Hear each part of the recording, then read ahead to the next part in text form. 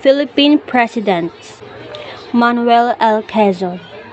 Manuel Luis Quezon Y. Molina. He was a Filipino lawyer, statesman, soldier, and politician who served as President of the Commonwealth of the Philippines from 1935. Born on August 19, 1878 in Baler. Died on August 1, 1944 in Saranac Lake, New York, United States. Contribution: he fought for passage of the Tidings-McDuffie Act, 1934, which provided for full independence for the Philippines, 10 years after the creation of a constitution and the establishment of a Commonwealth government that would be the forerunner of an independent republic. Manuel A. Rojas. Manuel Acuña Rojas was a Filipino lawyer and a politician who served as the 5th President of the Philippines, who served from 1946 until his death due to heart attacks in 1948. Born on January 1, 1892 in Rojas City, died on April 15, 1948 in Clark Air Base. Presidential term: May 28, 1946 to April 15, 1948. Contribution: he briefly served as the third and last President of the Commonwealth of the Philippines, and he became the first President of the independent Third Philippine Republic after the United States ceded its sovereignty over the Philippines. Elpidio Quirino. Elpidio Rivera Quirino was a Filipino lawyer and politician who served as the 6th President of the Philippines from 1948 to 1953. He is a lawyer by profession. Quirino entered politics when he became a representative of Ilocos Sur from 1919 to 1925. He was then elected as a senator from 1925 to 1935. Born on November 16, 1890 in Vigan City. Died on February 29, 1956 in Quezon City. Presidential term: April 17, 1948 to December 30, 1953. Contribution: Quirino, 6 years as president were marked by notable post-war reconstruction, general economic gains, and increased economic aid from the United States. Basic social problems, however, particularly in the rural areas, remain unsolved. Quirino's administration was painted by widespread graft and corruption. Ramon Magsaysay. Ramon del Fierro Magsaysay Sr. was a Filipino statesman who served as the 7th President of the Philippines from December 30, 1953 until his death in an aircraft disaster on March 17, 1957. Born on August 31, 1907 in Iba. Died on March 17, 1957 in Balamban. Presidential term: December 30, 1953 to March 17, 1957. Contribution: Ramon Magsaysay, best known for successfully defeating the communist-led Hukbalahap, the son of an artisan Magsaysay, was a school teacher in the provincial town of Iba on the island of Luzon. Carlos P. Garcia. Carlos Polestico Garcia was a Filipino teacher, poet, orator, lawyer, public official, political economist, guerrilla, and Commonwealth military leader who was the 8th President of the Philippines. Born on November 4, 1896 in Talibon. Died on June 14, 1971 in Quezon City. Presidential term: March 18, 1957 to December 30, 1961.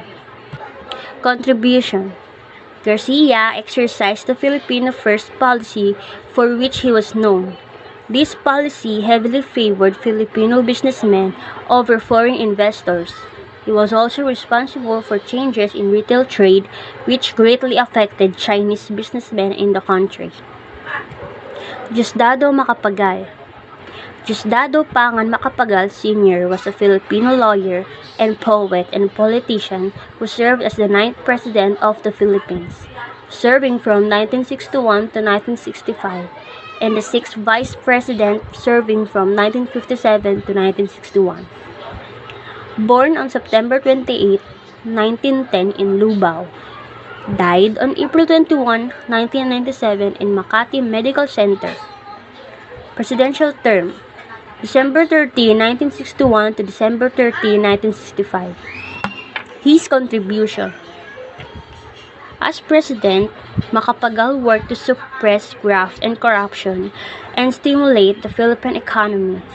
He introduced the country's first land reform law, placed the peso on the currency exchange market, and liberalized foreign exchange and import controls. Next ay si Ferdinand E. Marcos.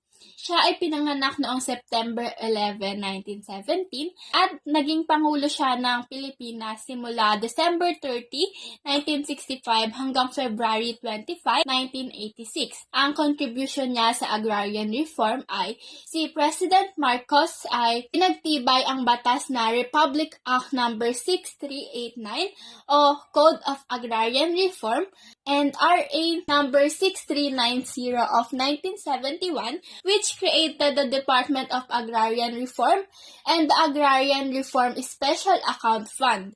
It strengthens the position of farmers and expanded the scope of agrarian reform. At si Ferdinand E. Marcos ay pumanaw noong September 28, 1989. Sunod ay si Corazon C. Aquino. Siya ay pinanganak noong January 25, 1933 at siya ay naging presidente ng Pilipinas simula February 25, 1986 hanggang June 30, 1992. She was the first female president of the Philippines and on June 30, 1988, former President Corazon C. Aquino signed into law Republic Act No. 6657 or otherwise known as the Comprehensive Agrarian Reform Law. The law became effective on June 15, 1988. President Corazon C. Aquino contribution to agrarian reforms ay she is the one who enacted the Executive Order No. 228 noong July 16, 1987 na nagdedeklara ng full ownership to qualified farmer beneficiaries. At Executive Order No. 229 noong July 22, 1987, which provided mechanism for the implementation of the Comprehensive Agrarian Reform Program. At Proclamation No. 131 on July 22, 1987, which instituted the CARP as a major program of the government. Next is the Republic Act No. 6657 on June 10, 1988, which is the Comprehensive Agrarian Reform Law, at Executive Order No. 405 noong June 14, 1990, which vested in the Land Bank of the Philippines the responsibility to determine land valuation and compensation for all lands covered by CARP. At next is Executive Order No. 407 noong June 14, 1990, which accelerated the acquisition and distribution of agricultural lands, fish ponds, agroforestry lands, and other lands of the public domain suitable for agriculture. Siya ay pumanaw noong August 1, 2009. Next is si Fidel B. Ramos.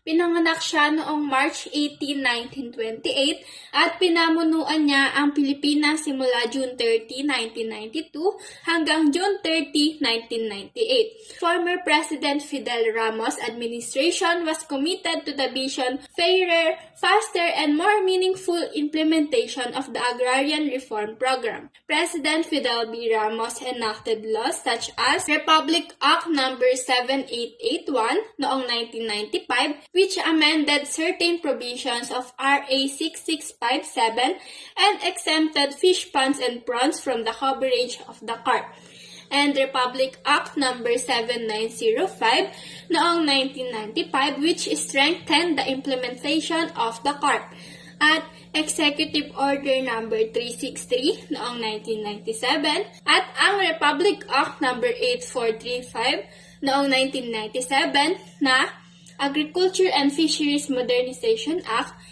At ang Republic Act No. 8532 noong 1998, which is the Agrarian Reform Fund Bill, which provided an additional 50 billion pesos for the CARP and extended its implementation for another 10 years. At si Fidel B. Ramos ay namatay noong July 31, 2022.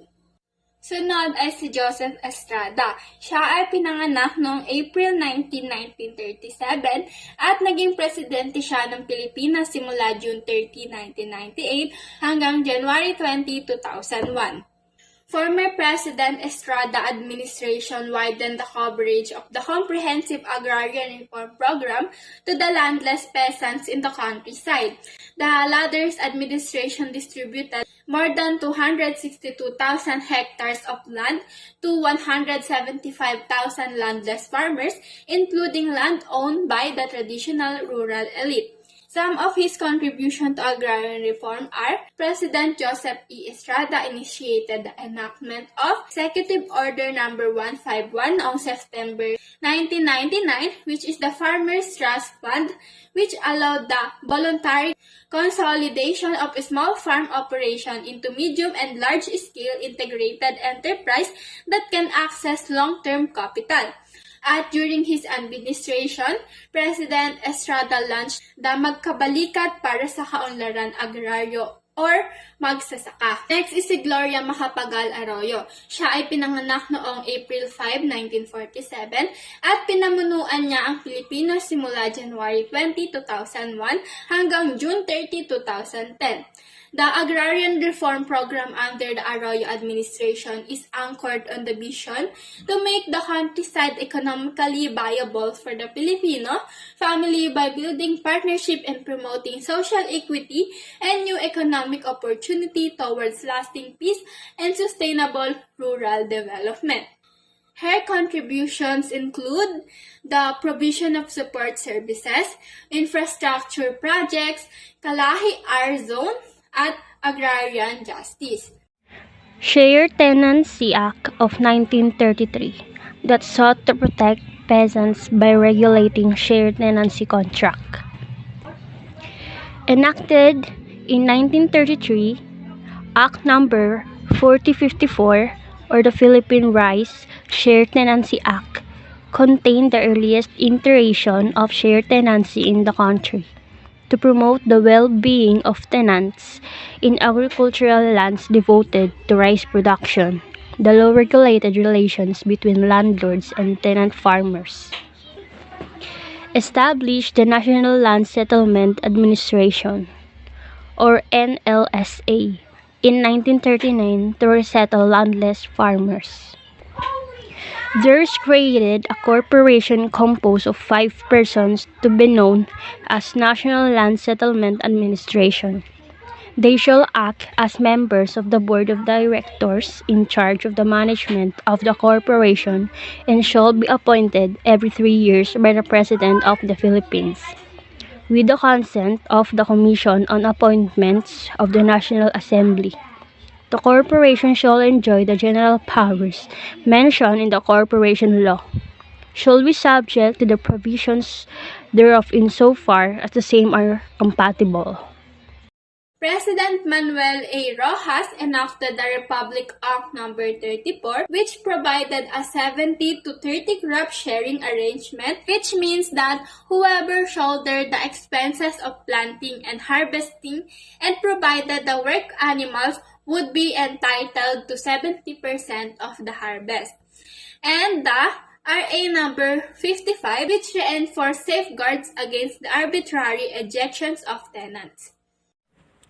Replaced the NLSA with the Land Settlement o LASIDECO, which took over the responsibilities of the Agriculture Machinery Equipment Corporation and the Rice and Corn Production Administration.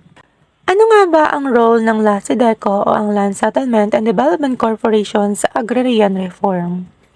Ayon sa Executive Order No. 355 issued on October 23 in 1950, replace the National Land Settlement Administration with Land Settlement Development Corporation, which is ito ang mga humahawak sa mga responsibilidad ng Agricultural Machinery Equipment Corporation at ng Rice and Corn Production Administration.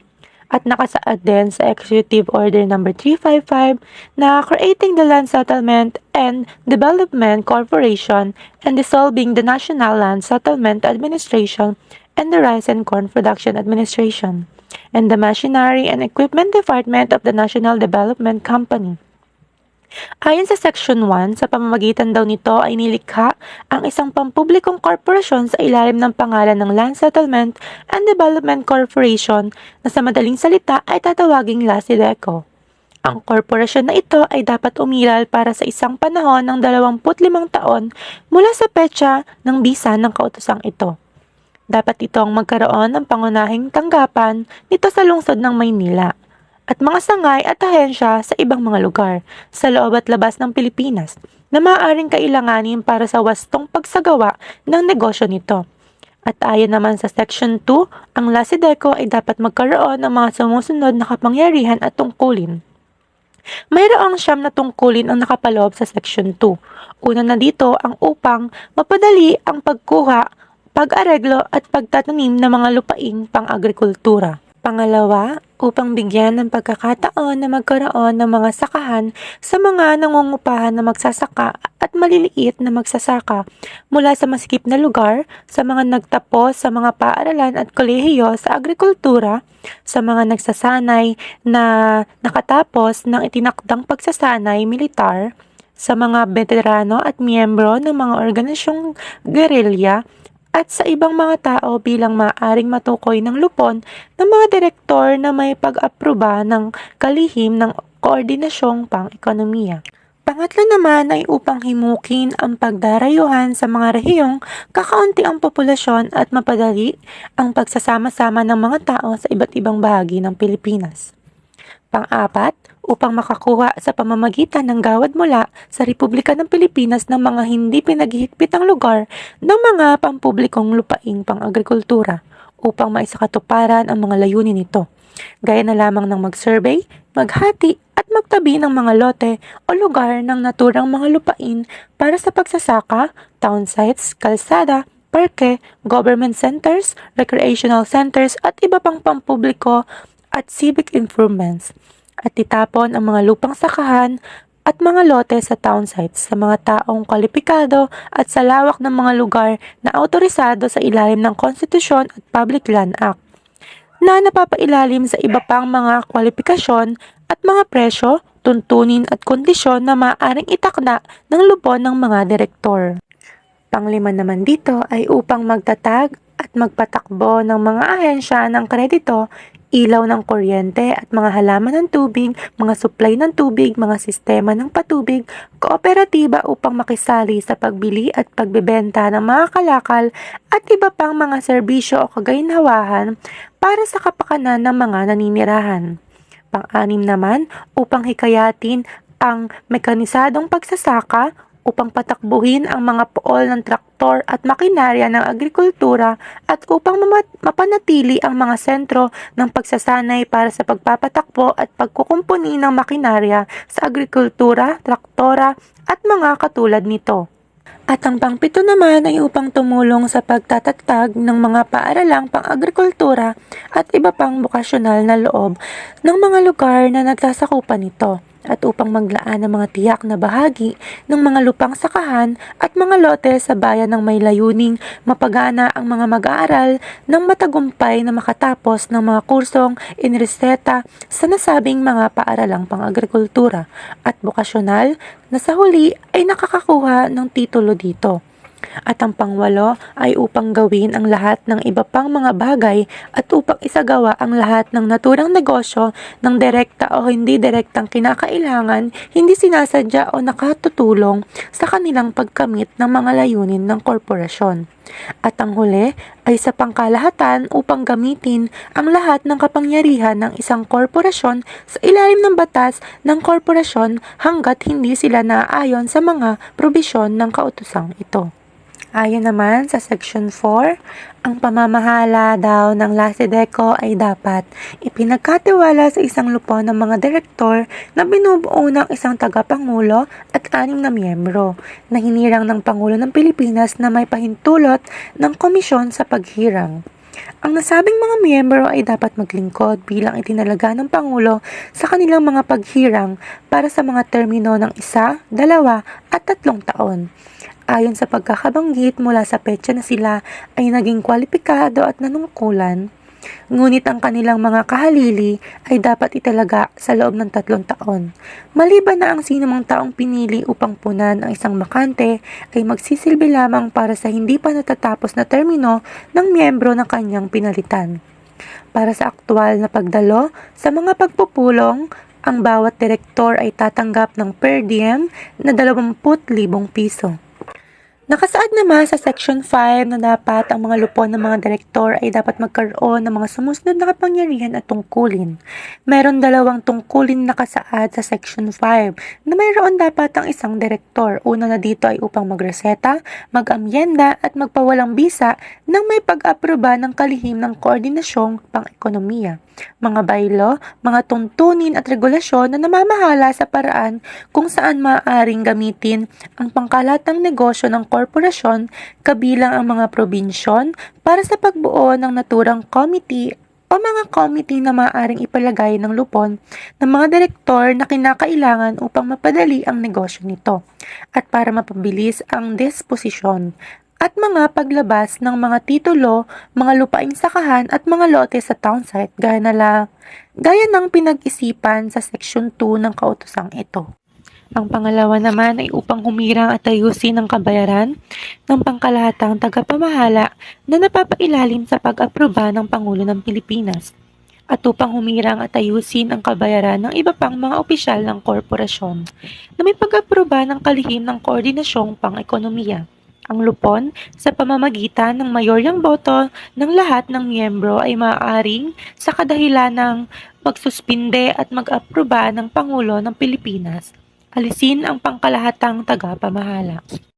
Next is Land Reform Act of 1955 RA number 1400, which established the Land Tenure Administration and the Agricultural Tenancy Act, which created the Court of Agrarian Relations. Ang Republic Act number 1400 or Land Reform Act of 1955 ito daw ay nilikha ng isang Land Tenure Administration or LTA na responsable para sa pagkuha at pagmamahagi ng malalaking tenant rights at corn lands sa mahigit 200 hektarya para sa mga individual at 600 hektarya para sa mga korporasyon. At ayon naman sa gobyerno, ang Land Reform Act of 1955 or RA number 1400, ito daw ay ipinahayag na patakaran ng Estado na lumikha at mapanatili ang isang sistemang agraryo na mapayapa, maunlad at matatag. At sa layuning ito, ang pamahalaan ay dapat magtatag at mamahagi ng pinakamaraming mga sakahan na kasing dami ng pamilya sa pinakamaraming walang lupang mamamayan hanggat maaari sa pamamagitan ng pagbubukas ng mga pampublikong lupang pang-agrikultura at ng mga dibisyon nito. At ang Republic Act number 1400 Land Reform Act of 1955 ay may 3 purpose. Una na dito ay upang itaas ang produktibidad ng agrikultura. Pangalawa, upang palakasin ang seguridad sa pagkain at bawasan ang kahirapan para sa mga sambahayan sa kanayunan. At ang huli ay upang mapadali ang industrialisasyon sa pamamagitan ng pagpapakain sa mga lungsod. Ang muling pagmamahagi ng lupa ay nakikita bilang isang paraan upang mapataas ang produktibidad ng agrikultura at sa makatuwid ay upang mabawasan ang kahirapan. Next is set up through RA number 1166, the National Resettlement and Rehabilitation Administration or NARRA, to replace the LASIDECO.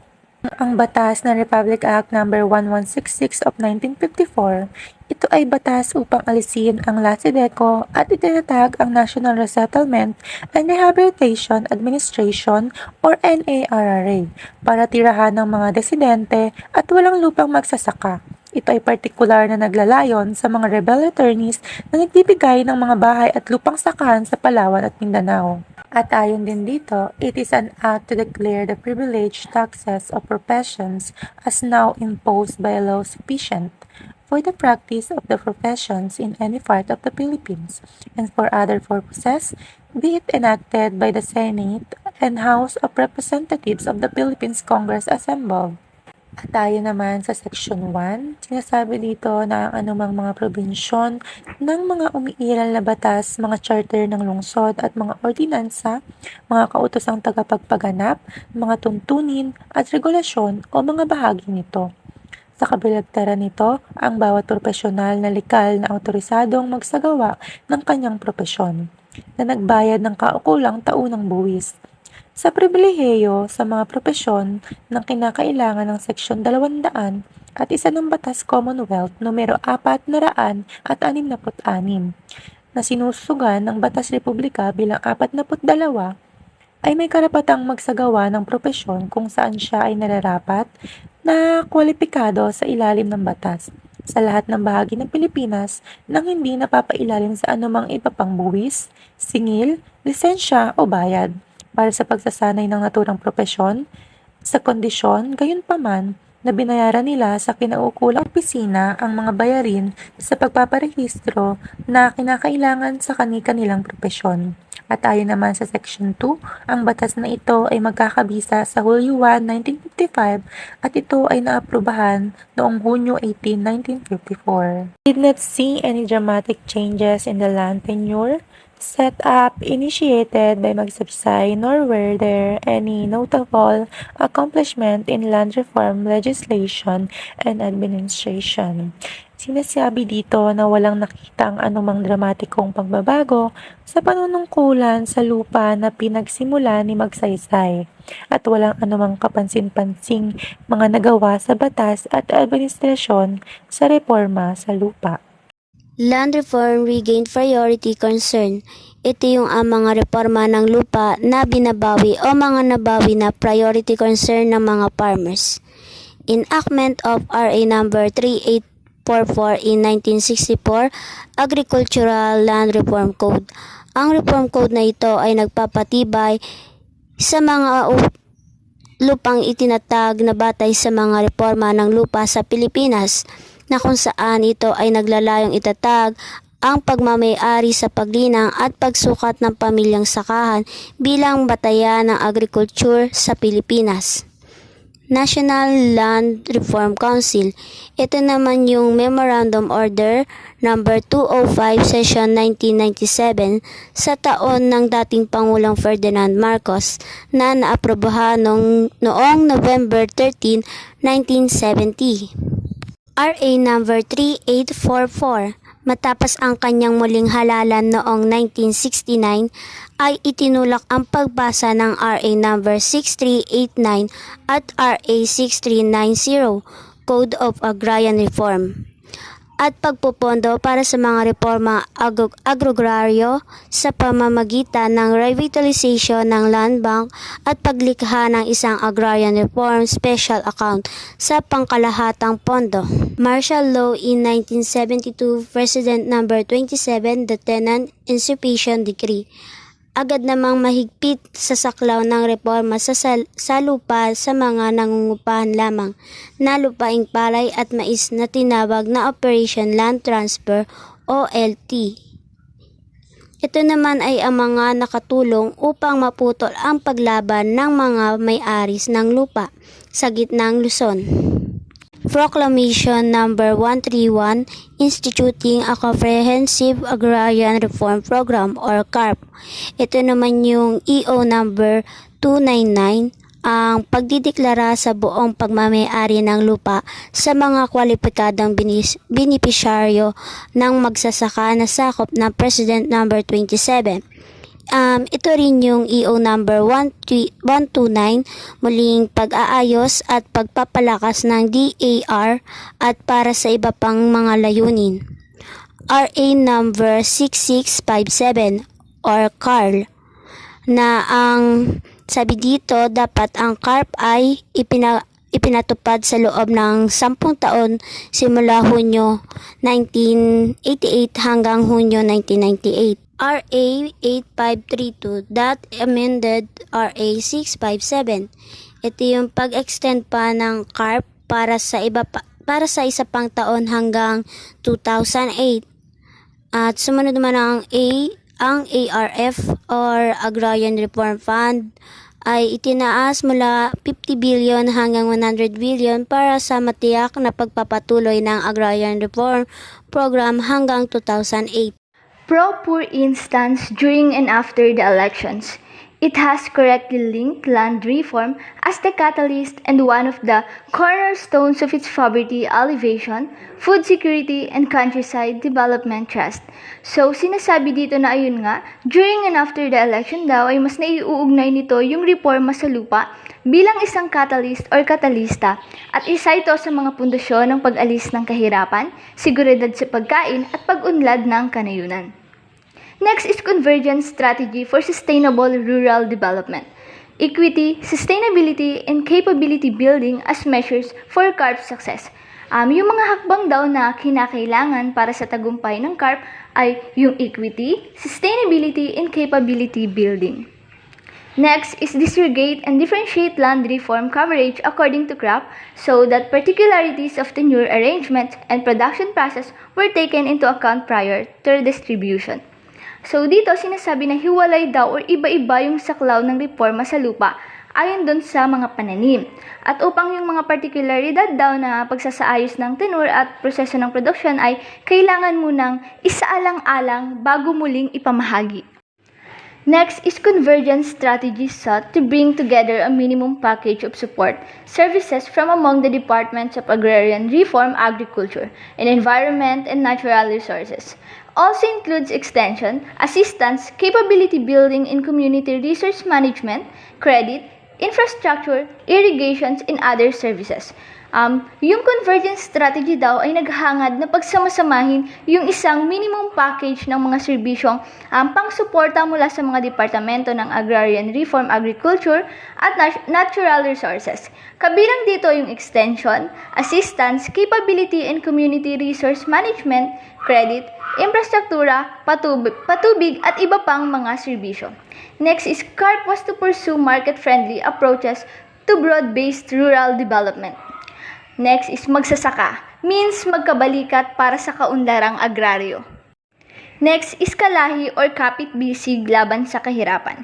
It provides targeted and converged services to the poorest communities, utilizing 5 major strategies: asset reform, human development services, employment and livelihood opportunities, participation in governance of the basic sectors, and social protection and security against violence. So yung kapit-bisig daw laban sa kahirapan, ito ay nagpo-provide ng target at pinagsama-samang serbisyo sa mahihirap na komunidad na gumagamit ng 5 pangunahing estratehiya. So ano ba yung 5 pangunahing estratehiya? Ito ay yung asset reform, human development services, mga oportunidad sa trabaho at kabuhayan, at pakikilahok sa pamamahala ng mga pangunahing sektor at seguridad sa lipunan laban sa karahasan. Next is passage of law on farm as collateral to enable farmers to mortgage the bank's farmlands and they acquired under the government land reform program, allowing the farmers to use their certificate of ownership, CLOA, as security to bank loans. So, ito daw ay pagpasa ng batas sa sakahan bilang collateral para makapagsangla yung mga magsasaka sa mga bangko ng mga lupang sakahan na nakuha nila sa ilalim ng programa. Ito ay nagbibigay daan sa mga magsasaka na gamitin yung kanilang Certificate of Ownership or yung CLOA. Ano ba yung CLOA? So ito ay isang dokumento na kung saan nagsasaad ng pagmamay-ari ng lupang ipinagkaloob sa benepisyaryo ng Department of Agrarian Reform o DAR bilang seguridad sa mga pautang ng bangko. Yun lamang po at maraming salamat.